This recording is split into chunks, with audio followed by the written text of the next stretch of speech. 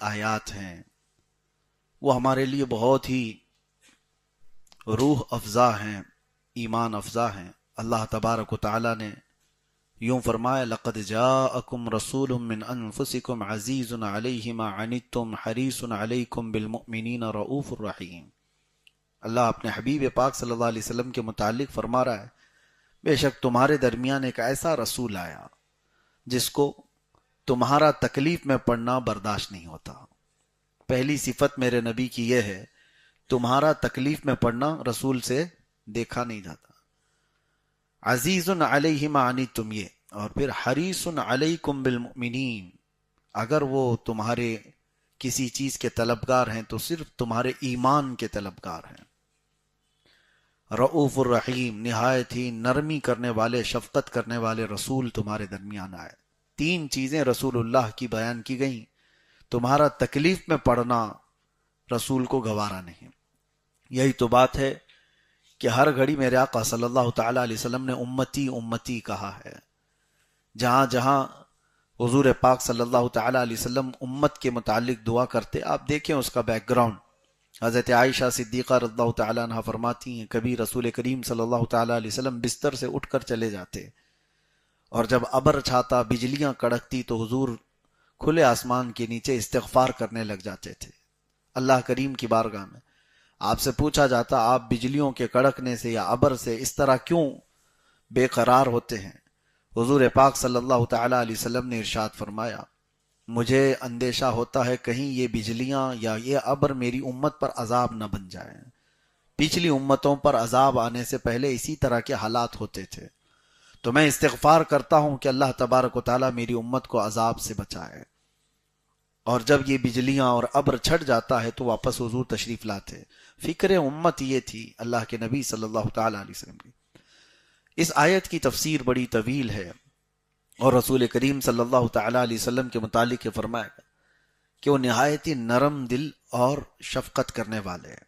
ارے وہ جانوروں کی سنتے تھے، لکڑی کے رونے کو بھی وہ برداشت نہیں کرتے۔ صحابہ اکرام فرماتے ہیں مسجد نبوی میں ایک مرتبہ حضور پاک صلی اللہ تعالی علیہ وسلم جو عصا لے کر کھڑے ہوتے تھے اس کو چھوڑ دیا حضور نے، تو اس لکڑی سے رونے کی اتنی آواز آنے لگی جیسے کوئی بچہ اپنی ماں سے بچھڑ کر روتا ہو۔ صحابہ نے پوری مسجد میں آواز سنی، نبی پاک صلی اللہ تعالی علیہ وسلم ممبر سے اتر کر کے آئے اور پھر اس لکڑی کو اٹھایا اور پھر اس سے نہ جانے کیا چیزیں سنی، پھر اس کو واپس حضور پاک صلی اللہ تعالی علیہ وسلم نے اپنی جگہ پر رکھا تو خاموش ہوا۔ حضور فرماتے ہیں یہ رونے لگا تو اس کا رونا مجھ سے دیکھا نہیں گیا، میں خطبہ چھوڑ کر اتر آیا۔ یعنی لکڑی کا رونا حضور کو گوارا نہیں۔ اور پھر اللہ کے نبی صلی اللہ تعالی علیہ وسلم فرماتے میں نے اس سے کہا کیا تو اس بات کو پسند کرتا ہے کہ میں تجھے واپس اسی شاخ میں جوڑ دوں جس شاخ سے تجھے نکالا گیا، یا اسی درخت میں، اور تو پھلدار درخت بن جائے اور ہمیشہ ہرا بھرا رہے، لوگ تیرے پھل سے نفع اٹھائیں۔ اس نے کہا یا رسول اللہ صلی اللہ تعالی علیہ وسلم آپ کی جدائی مجھ سے برداشت نہیں ہوتی۔ تو اللہ کے نبی صلی اللہ تعالی علیہ وسلم نے فرمایا یعنی لکڑی اپنی اصل میں جانے کو تیار نہیں، جہاں سے وہ نکلا ہے، جس جگہ سے وہ حصہ نکلا ہے۔ حضور پاک صلی اللہ علیہ وسلم فرماتے ہیں کیا تو اس بات کو پسند کرتا ہے کہ تجھے قیامت کے دن میں اپنے ہاتھ میں رکھوں اور جنت ساتھ میں لے جاؤں؟ وہ خوش ہو گیا، لکڑی کا حصہ وہ تنا اور اس کا رونا بند ہو گیا۔ تو حضور پاک صلی اللہ تعالی علیہ وسلم نے حکم فرمایا میرے ممبر کے قریب ہی سے دفن کر دیا جائے۔ آج تک وہ لکڑی کا تنا حضور کی مسجد نبوی میں دفن ہے، جہاں پر استوانہ حنانہ ایک پلر بنا ہوا ہے۔ آپ ریاض الجنہ کے اندر جائیں گے تو ایک پلر کا نام ہے استوانہ حنانہ، وہ اسی لکڑی کے تنے کے اوپر پلر بنایا گیا ہے جہاں وہ نشانی ہمیشہ کے لیے دفن ہوئی۔ اور حضور پاک صلی اللہ علیہ وسلم نے جب وعدہ فرمایا ہے تو وہ لکڑی کا تنا حضور کے ساتھ جنت میں بھی جائے گا۔ یہاں سے ایک بات ملتی ہے، لکڑی کے سوکھے ہوئے حصے کے اندر اگر حضور کی جدائی میں، حضور کے فراق میں غم آ جائے تو نعمت یہ ملتی ہے کہ جنت اسے ساتھ لینے کا وعدہ کیا جائے. کیا امتی اگر حضور کی جدائی میں روئے تو وہ ناز و نعم کے ساتھ احسان نہیں فرمائیں گے؟ لیکن امتی کا حال یہ ہے کہ یہ لکڑیوں سے زیادہ سوکھ گیا ہے، لکڑیوں سے زیادہ ان کے ہاں سوکھا پن ہے. محبت مصطفیٰ صلی اللہ علیہ وسلم میں تڑپنا ہم نے کہاں سیکھا ہے؟ میرے عزیزو، ایک دو نہیں کئی روایات آپ کو میں بتاؤں. ہرن کے رونے کو حضور برداشت نہیں کر پائے. ایک عرب نے اس کا شکار کر لیا تھا، ہرن رو رہی تھی اور حضور اس کے قریب گئے، پوچھا تو ہرن نے اتنا ہی کہا، میرے دو چھوٹے بچے رہ گئے ہیں، بھوکے ہیں، میں انہیں دودھ پلا کر واپس آ جاؤں گی، مجھے اس سے آزاد کرا دے. حضور نے اس کی بات سن کر کے وہ عربی سے کہا، بدو سے، دیہاتی شخص سے، کہ ہرن مجھ سے بات کر رہی ہے اور اپنے بچوں کو دودھ پلا کر واپس آئے گی. اس نے کہا، کیا کوئی جانور اس طرح سے نکلا ہوا بھاگ کر واپس آ سکتا ہے؟ حضور نے فرمایا، مجھ سے وعدہ کیا ہوا جانور دھوکہ نہیں دے گا.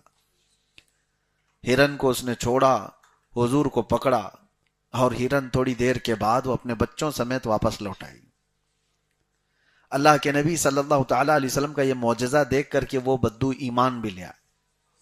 لیکن یہاں کہنا یہ ہے کہ ایک جانور اگر اپنے بچوں کی جدائی کے غم میں روئے تو رسول اللہ کو وہ بھی گوارا نہیں.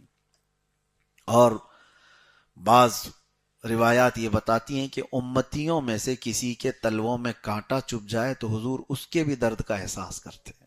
اللہ کے نبی صلی اللہ تعالی علیہ وسلم، یہی تو آیت ہے، عزیز علیہ ما عنتم.